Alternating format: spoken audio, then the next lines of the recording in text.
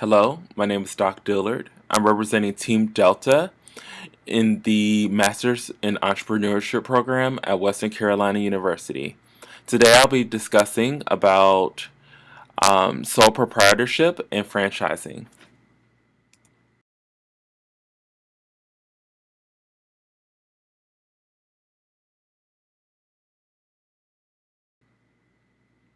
So what is sole proprietorship?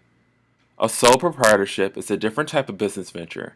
They are not legal entities, but refers to the person who owns the business and who is responsible for the business operations.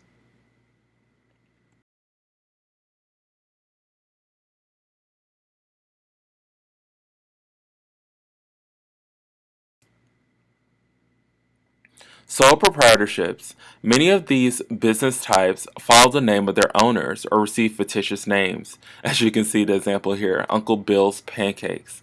This is a perfect example of a sole proprietorship using the name of the owner. They are additionally fairly easy to set up.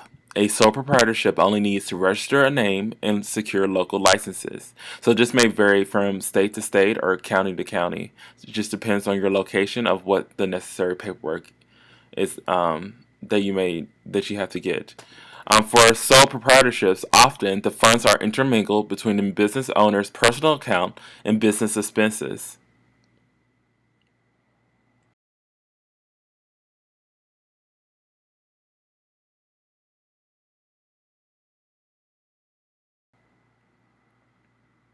So with sole proprietorships, its business owners owns the income. For taxation, information should be filed on the Schedule C along with the standard Form 1040. This gives some flexibility for calculating business losses and personal financial gains and vice versa. Although there is flexibility with the business owner is completely responsible for any business misshapes. For instance, if there's malpractice or an instance that leads to serious injury, this will completely be held against the individual who owns the business. So that can be a disadvantage for some people because not everyone wants that form of liability. There's an unlimited personal liability when working with a sole proprietorship. And just to backtrack a little bit, on that Schedule C, you'll see that there is the name of the business. It also includes the income that the business produces. Also, expenses that are allocated for the business, such as advertising or traveling funds. These are all incorporated in the Schedule C.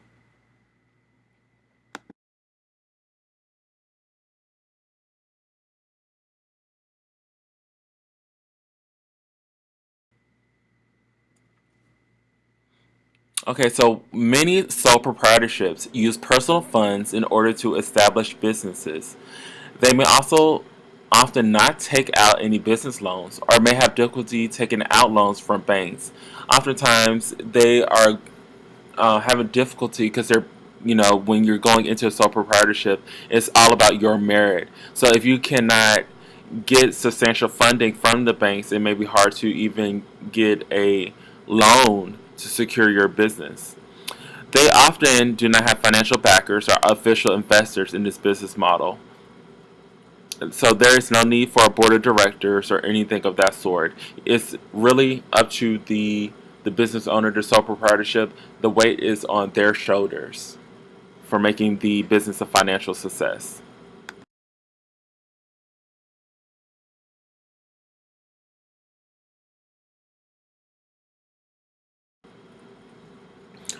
Overall, there are many advantages to a sole proprietorship, such as easy setup and flexibility of finances. However, there is one major disadvantage. Unfortunately, many businesses that are in the form of sole proprietorships do not survive past the death of the owner.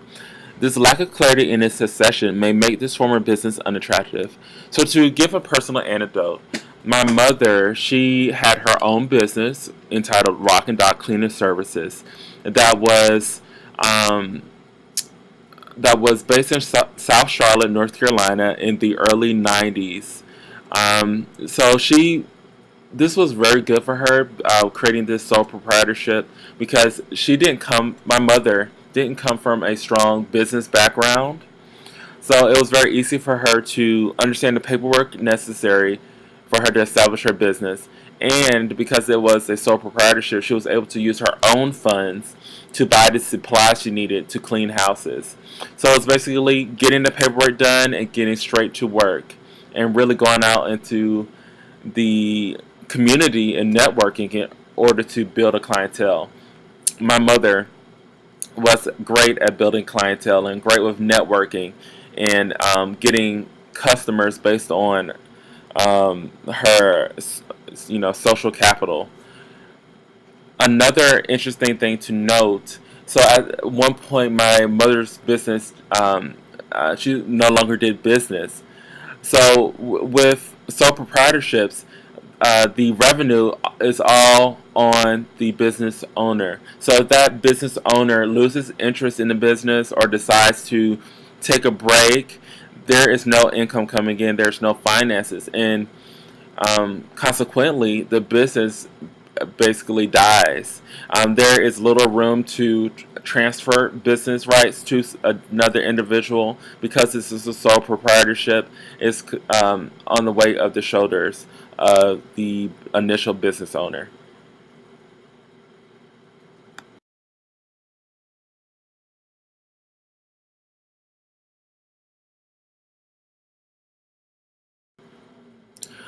So moving forward, what is a franchise? So a franchise or chain is one business owner licensing trademarks and business methods to an independent entrepreneur.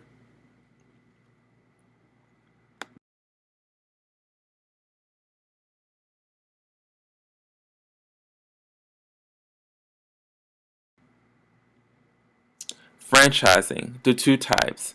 According to the U.S. Small Business Administration, there are two primary forms of franchising. There is product trade name franchising and business format franchising.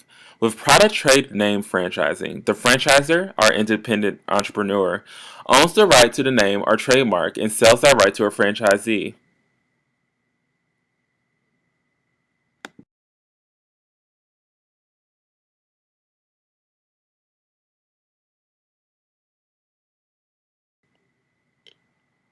That second type is business format franchising. The second is business format franchising, which is the franchisor and the franchisee have an ongoing relationship. This may include franchisor providing full ranges of services, site a, site full range of services, including site selection, training, product supply.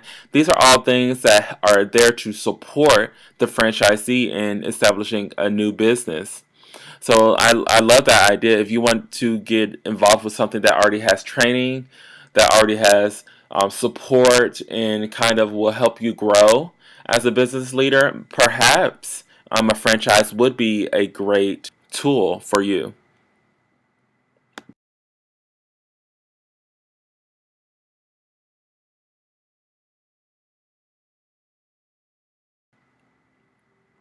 So I have here the top five of 2015 based on entrepreneur.com. So these are the top five franchises. We have Hampton Inn by Hilton. The startup cost is between $4 million and $14 million. We have Anytime Fitness, which ranges between 63,000 and 418,000. We have Subway, which ranges from 117,000 to 263,000, and we have Supercuts, which ranges from 114,000 to 234,000. Another great benefit for having a franchise is that there's so many options. Whatever you're interested in, you can find most likely a franchise to match that. So if you're interested in the hospitality industry, you can perhaps find a franchise for a hotel. For instance, in the Charlotte, North Carolina base, Charlotte is continuously growing. There's a lot of hotels being built. The hospitality industry is at a boom. Why not jump on this rapid growth by establishing a new business in a hotel? Um, if you're interested in introducing a new product to a market, maybe looking at a franchise. For instance, Jack in the Box, which was my one of my first jobs when I was in high school, was originally based in the West Coast, or in the California area, but eventually moved to the East Coast. I think it's very fascinating that we can introduce a new product to a new area. Um, People were unfamiliar with the Jack in the Box brand, but with the expansion, you saw a lot of franchises being built in other cities. So I think that's amazing.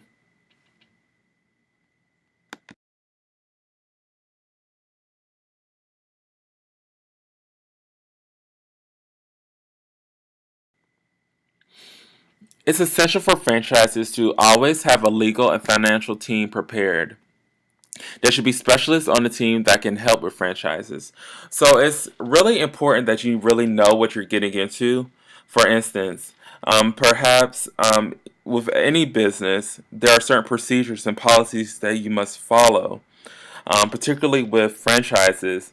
They already have a foundation built, so you really need to make sure that you are up to code with the satisfaction of working for that franchise, the reviews of that franchise.